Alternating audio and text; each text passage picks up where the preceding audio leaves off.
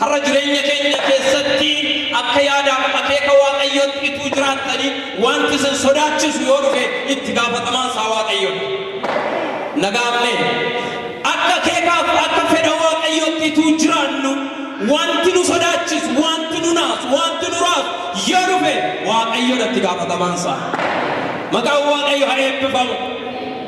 Seenaatu ta'uuf jira. Beetlehem seenaa ta'uuf jira. Naasuun Yoosef geeddaramuuf jira.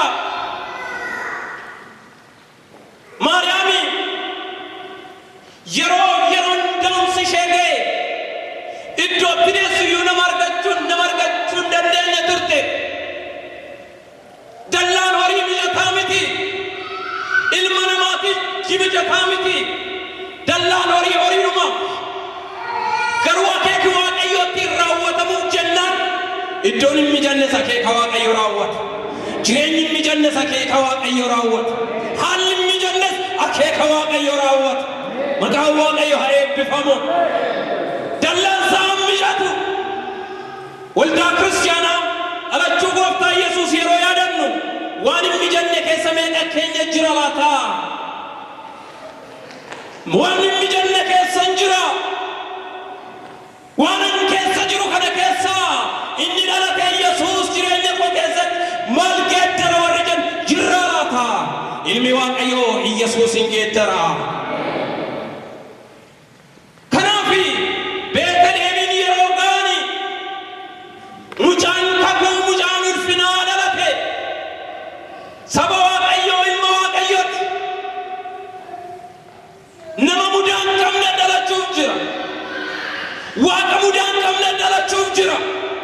Haalleluuyaa. Kan inni itti dhalate garuu lafa horii keessaa nyaatutti.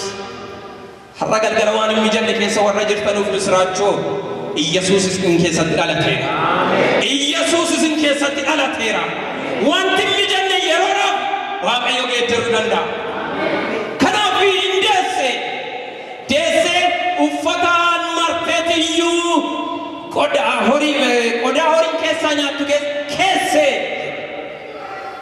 akkuma beekamu mucaa dhalatee uffataan maruun bara sana jira bara kana jira. Akkatti bulluquuf akka ho'iin argatuuf akka keessi isaa bulluquuf akka godhamu.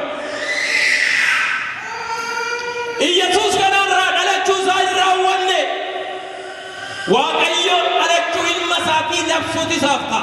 Haalleluuyaa. Gaafa waaqayyo dhimma kee yeroo dhufee kaasu waaqayyo dhimma kee nama hundumaatti labsa. Waaqayyo waa'ee kee gaafa geeddaru manni hundumtuu waa'ee kee dubbata. Hiriyoonni kee waa'ee kee dubbatu. Waldaan waa'ee kee dubbatti. Sabi waa'ee kee dubbata. Haalleluuyaa. Waaqayyo geeddaree waa'ee keenya dubbachiisu. Kanaafi itti fufee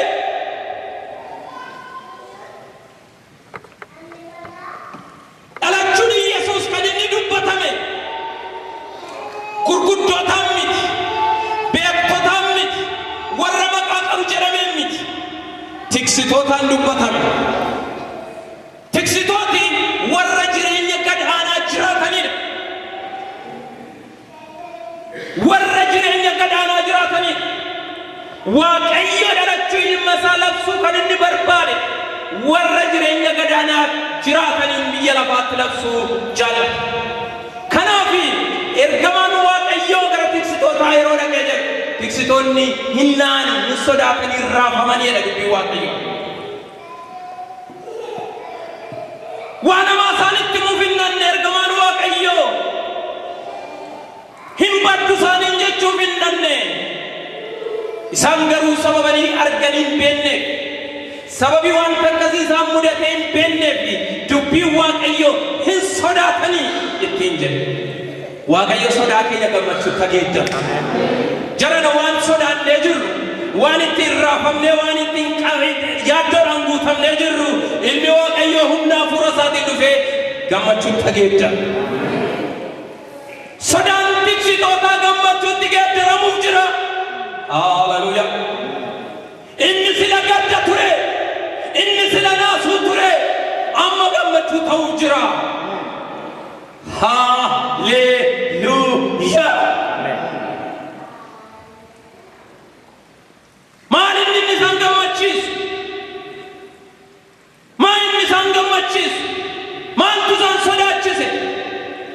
ergama waaqayyo dhufee bifa kanaan yerootti mul'atu kanaan dura arganii beekanii amma immoo inni dhufee dhabee kan itti himame fayyisaa ilmaan namaati nama hundumaaf kan ta'utu dhufee isaaniin dabalatee jechuudha.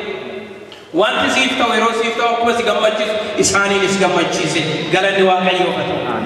Kanaaf akkas jedhanii lakkoofsa 10 irratti akkas jedhanii ergamichi garuu salaatinaa kunoo ani misraachoo gammachuu guddaa isinitti himaa kunis saba hundumaaf kan ta'udha. Har'aa mandaraa Daawititti fayyisaan isiniif dhalateera. Inni immoo Kiristoos goofticha Iyesuus Kiristoos dhalateera. Maali dhalachuun isaa kun? Maaliif dhalachuun Iyesuus kun jireenya keessatti kan inni barbaachiseef? Oduun gammachuu kun dhufuun maaliif barbaachise?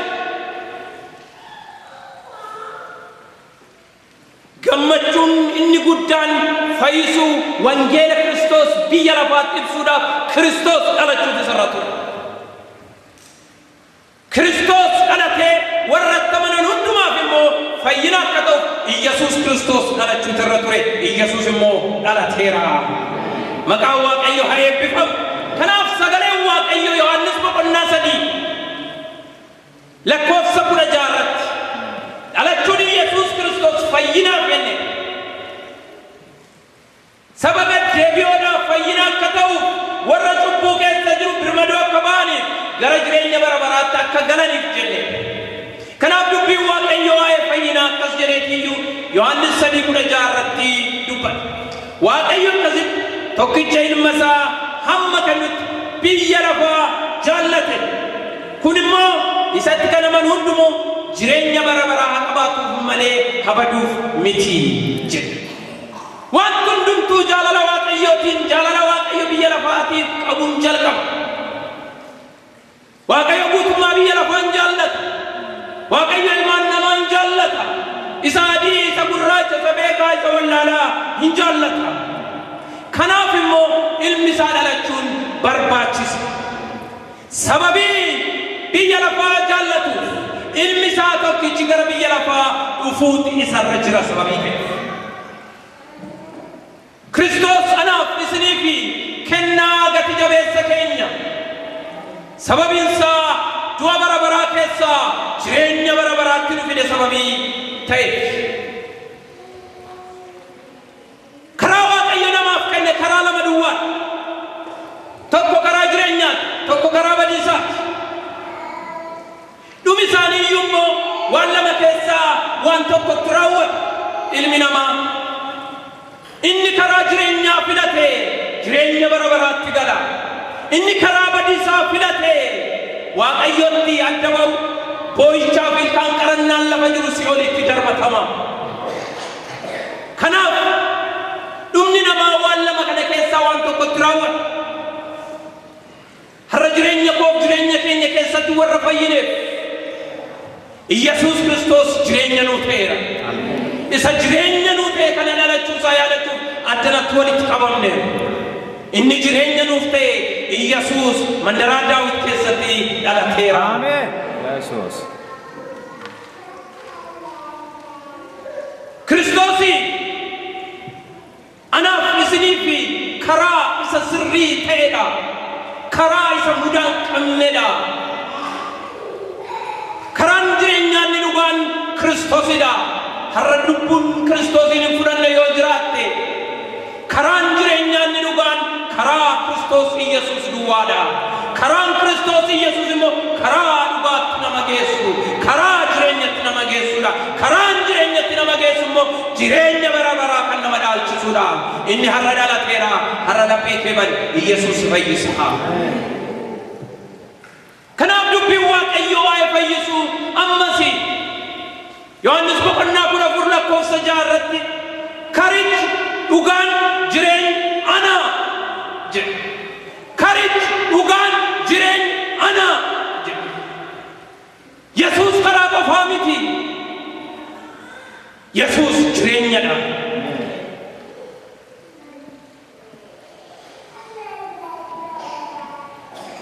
Cubbuun keenya kan nuuf dhiisame, gara jireenya bara baraattis kan nuuf dhufne karaa jireenyaa isa ta'e Yesus Kiristoosiin filachuu keenyadhaaf kan ta'edha.